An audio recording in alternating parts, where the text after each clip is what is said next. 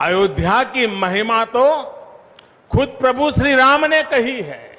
जन्मभूमि मम पुरी सुहावनी।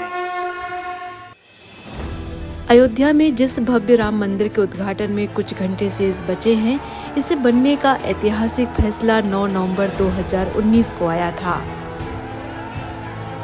राम मंदिर के इतिहास में बाबर से लेकर राम मंदिर तक लगभग 500 सालों का समय लगा। संघर्ष और आंदोलन का एक लंबा दौर चला। तब कहीं जाकर सुप्रीम कोर्ट की 5 जजों वाली बेंच ने ऐतिहासिक फैसला 9 नवंबर 2019 को सुनाया और विवादित जमीन हिंदू पक्ष को मिली। अयोध्या के 25 लाख निवासी 22 जनवरी को रामलला की प्रतिमा की प्राण प्रतिष्ठा से पहले शहर में बड़ा बदलाव होते देख रहे हैं। पर इस बदलाव ने यहाँ की आबादी को कुछ गहरे घाव दे दिए हैं, जो इस चकाचौंध में कहीं दर्ज नहीं किए जा रहे। जिस वक्त हम अयोध्या गए थे, उस वक्त अयोध्या नगरी को सजाने में हजारों की संख्या में मजदूर 24 घंटे तेज रफ्तार से दिन रात 22 जनवरी की तैयारियों में जुटे थे। वो पत्थरों को बड़ी शिद्दत से तराश कर उन्हें दीवारों पर लगा रहे थे। बड़ी बड़ी स्ट्रीट लाइट और होर्डिंग्स लगाकर मंदिर के सामने वाले हिस्से को 22 जनवरी के भव्य समारोह के लिए तैयार किया जा रहा था। बुलडोजर, खुदाई करने वाली मशीनें और ड्रिलिंग मशीनें हर कोने में शोर कर रही थीं। प्रशासन की टीमें जगह जगह हो रहे कार्यों का मुआयना ले रही थीं। दर्शनार्थी बड़े जोश में जय श्री राम के नारे लगा रहे थे। सरयू घाट पर होने वाली शाम की आरती में शामिल होने सैकड़ों की संख्या में श्रद्धालुओं की भीड़ उमड़ रही थी। अयोध्या में स्थित हर दुकान के शटर के ऊपर हनुमान, धनुष, तीर, गदा जैसी कलाकृतियां उकेरी गई थी। हर दुकान का रंग और डिजाइन एक जैसा किया जा रहा था, ताकि भारत के प्रधानमंत्री नरेंद्र मोदी की मौजूदगी में होने वाले राम मंदिर के ऐतिहासिक प्राण प्रतिष्ठा समारोह की भव्यता में कहीं कोई कमी न रह जाए। इस तैयारी के बीच फुटपाथ पर दुकान लगाए 50 वर्षीय कौशल्या इस आशंका में बैठी थी कि उनकी दुकान किसी भी वक्त उजाड़ी जा सकती है, जबकि इससे पहले उनकी अपनी खुद की दुकान थी, जिसे 1 साल पहले उजाड़ दिया गया था। लोकस मंदिर के पास कौशल्या की तरह दर्जनों दुकानदार फुटपाथ पर बीते कुछ महीनों से इसी आशंका में रहते हैं कि उन्हें किसी भी वक्त हटाया जा सकता है।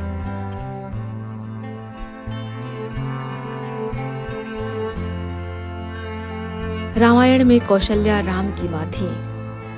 कभी उन्हें राम के वनवास से आघात लगा था। आज वे राम के आने पर डरी सहमी सी है। कौशल्या अपनी चिंता जाहिर करती हैं।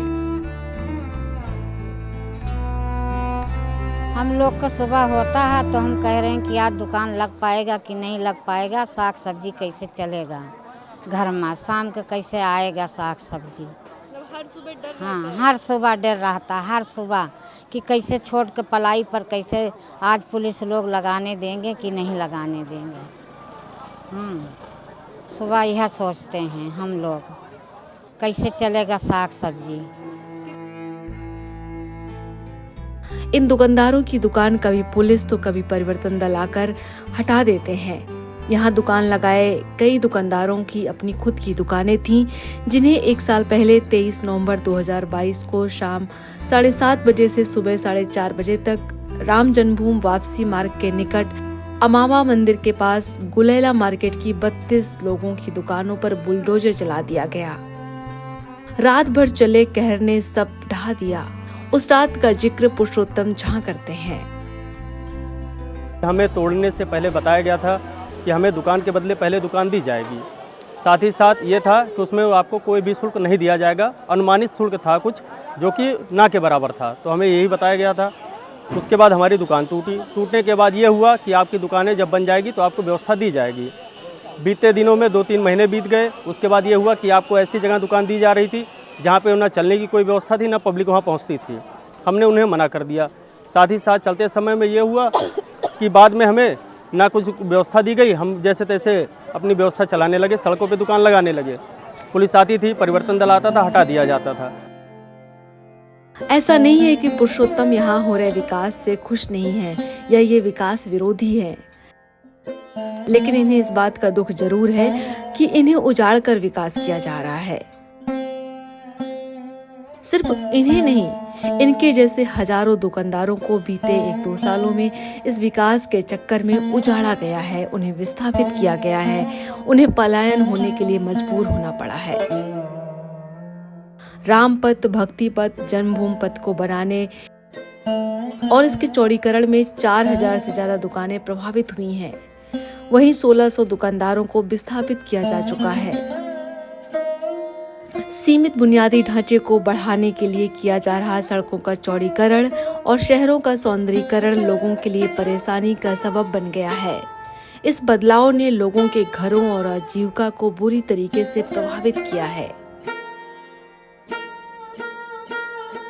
इन्हीं में से एक हैं प्रदीप प्रजापति, जो यहाँ हो रहे तेजी से विकास और लगातार बढ़ रही भीड़ को लेकर चिंता जाहिर करते हैं।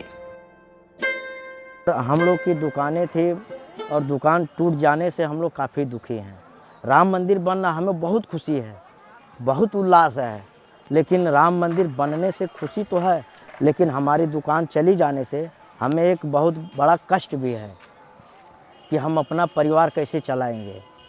3 बच्चे हैं, माँ बाप हैं, तो हम अपना कैसे आगे का मैं कैसे अपना प्रवेश करूँगा। ये तो हमारी प्रशासन तो दुकान तोड़ दी है, लेकिन अभी कोई व्यवस्था भी हमको मिला नहीं, अस्थायी व्यवस्था कोई नहीं मिला है। जिस दिन राम मंदिर का अदालती फैसला आया था, उस दिन प्रदीप जैसे लाखों लोगों में एक तरह का उत्साह और उल्लास था। प्रदीप कहते हैं कि जिस दिन राम जन्मभूमि का फैसला आया था, मन में बहुत उमंग थी, लेकिन आज मैं बहुत तकलीफ में हूँ। मेरे दर्द को कोई सुनने समझने वाला नहीं है। हमारे सरकार से निवेदन है कि हमें दुकान की स्थायी व्यवस्था कराई जाए, जिससे हम लोग अपने बच्चों का भरण पोषण कर सकें। अगर हमें स्थायी दुकान नहीं मिली तो हम लोग बेरोजगार हो जाएंगे। यह कहते हुए प्रदीप भावुक हो गए। अभी हम फुटपाथ पे लगाए हुए हैं दुकान, अभी कोई भरोसा नहीं है। सुबह लगाता हूँ, शाम हो जाता है, फिर शाम को मैं सोचता हूँ कि सुबह लगाने को मिलेगा कि नहीं मिलेगा ये दुकान में। अयोध्या के स्थानीय लोग राम मंदिर के निर्माण से खुश तो हैं, लेकिन इनके घर और दुकान उजाड़े जाने से इनमें असंतोष साफ झलक रहा है। उत्तर प्रदेश के मुख्यमंत्री योगी आदित्यनाथ कह चुके हैं कि केंद्र और राज्य सरकार मिलकर अयोध्या में 30,000 करोड़ से भी ज्यादा के डेवलपमेंट प्रोजेक्ट शुरू कर चुकी है। इन करोड़ों रुपए का असर यहाँ के ढांचागत बदलाव में साफ तौर पर देखा जा सकता है। यहाँ के हाईवे, उन पर लाइटिंग, रेलवे स्टेशन, अंतर्राष्ट्रीय हवाई अड्डा, चमचमाते होटल, सब कुछ एक अलग और नए रूप में दिख रहा है। इस विकास से यहाँ के लोगों को कितना लाभ मिलेगा, इनकी जिंदगी कितनी बदलेगी, ये तो आने वाले कुछ साल ही बता पाएंगे, लेकिन फिलहाल इनकी स्थिति बहुत नाजुक है। जगन्नाथ अपने उजाड़े जाने का दर्द कुछ इस तरह बयां करते हैं। हम लोग का रोजी रोटी, परिवार का भरण पोषण, बच्चों की पढ़ाई लिखाई उसी से चलती थी, उसी से चल रही थी आज तक। लेकिन अब दुकान हमारी टूट गई। ये कहा गया था उनको कि आपकी दुकान बन रही है, दे दी जाएगी, आप लोग दुकान को खाली कर दीजिए। हालांकि दुकान पे हर चीज़ थे, मुकदमे थे, स्टे थे, हर चीज़ थे, लेकिन जब हम लोगों ने दुकान मांगने की बात कही तो उनकी दुकानों का कीमत हम लोग को लेने की बस में नहीं है।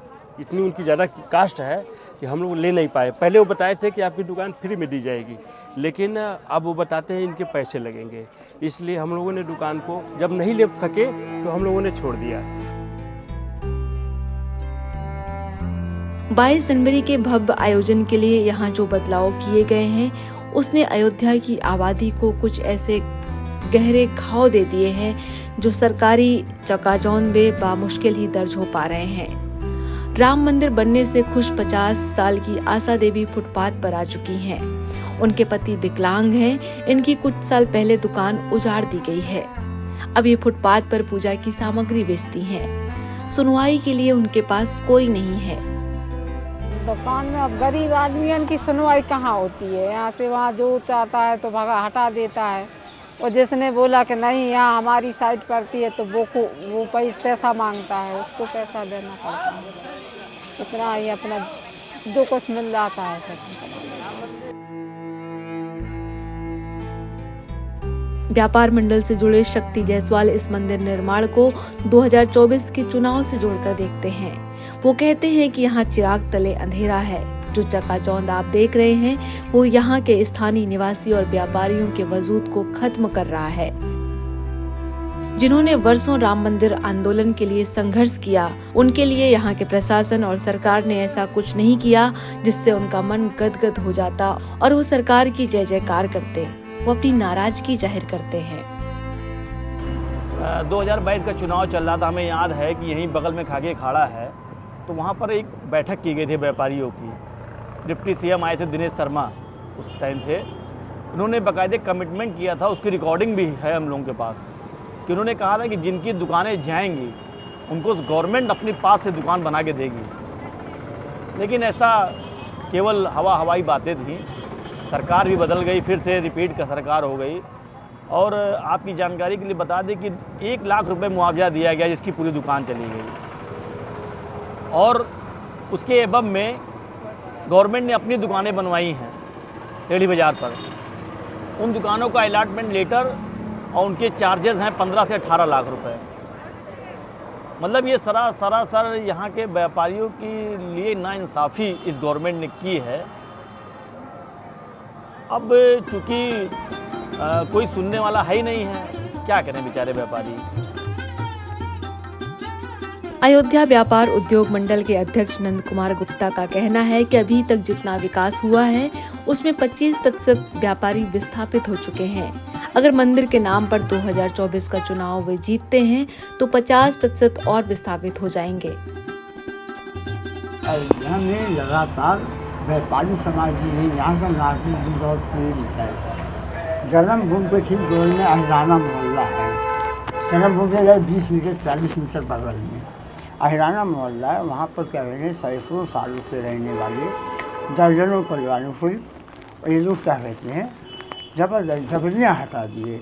जबकि वो आप समझिए उनका प्रधानमंत्री आवास है। मान लीजिए सब कुछ अब है, प्रधानमंत्री आवास कैसे बन गया। उसके बाद भी प्रधानमंत्री आवास को सोचिए ये लोग हटा दिए। आप जन्मभूमि के पीछे जुराही कुआं है, करीब 700-800 मीटर है, 500 मीटर है। जुराही कुआं पर ही कई घरों को हटाए, कौशल्या घाट पर ये हटाए, राजघाट पार्क पर।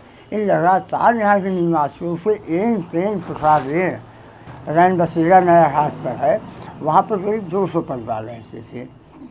40-50 साल से रहते थे। थोड़ा बहुत उनका लीगल डॉक्यूमेंट भी था, अपना मंदिर वगैरह भी था। ये लोग रातों रात उसको ढकेल दिए हैं।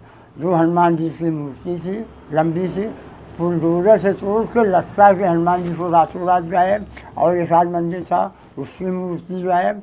तो मतलब सीधे समझ लीजिए कि हमको लगता है इधर 2 साल में करीब 100-150 तो ये लोग मंदिर तोड़ चुके हैं। अयोध्या के मूल व्यवसायी 90% किराएदार हैं, जो 50 साल से ज्यादा समय से रह रहे हैं और वो पुराने वैधानिक किरदार हैं। वे वर्षों से सिक्योरिटी देकर रहते आए हैं। जब इन दुकानों को उजाड़ने की बात चल रही थी तब प्रशासन ने कहा था कि 40% किराएदार और 60% जमीन मालिक को पैसा मिलेगा, लेकिन बाद में जमीन मालिक और मकान मालिक को सारा मुआवजा दे दिया गया। जिन दुकानदारों को उजाड़ा गया उनमें से 90% को 1 से 1.5 लाख का मुआवजा मिला। अभी मंदिर के पास प्राइम लोकेशन पर जो दुकानें स्थित हैं, उनकी सिक्योरिटी मनी करीब 50 लाख रुपए मांगी जा रही है। यह सच है कि 18,000 करोड़ की लागत से बन रहा राम मंदिर, 30,000 करोड़ की लागत से हो रहा अयोध्या का विकास और अपेक्षित 3 लाख श्रद्धालुओं के भारी भरकम आंकड़े से यहाँ के रेहड़ी पटरी वालों और दुकानदारों का काम धंधा बढ़ेगा। यह भी सच है कि राम मंदिर के कारण अपनी रोजी रोटी कमा रहे लोग मंदिर बनने से खुश हैं। इसके बाद तीसरा सच ये भी कबूल कर ही लेना चाहिए कि हजारों लोगों से उनकी दुकानें छिन गई हैं और जब धंधा बढ़ने का मौका आया ठीक उसी वक्त उन्हें फुटपाथ पर डाल दिया गया। अयोध्या से सेट्स ऑफ रूरल इंडिया के लिए नीतू सिंह की रिपोर्ट।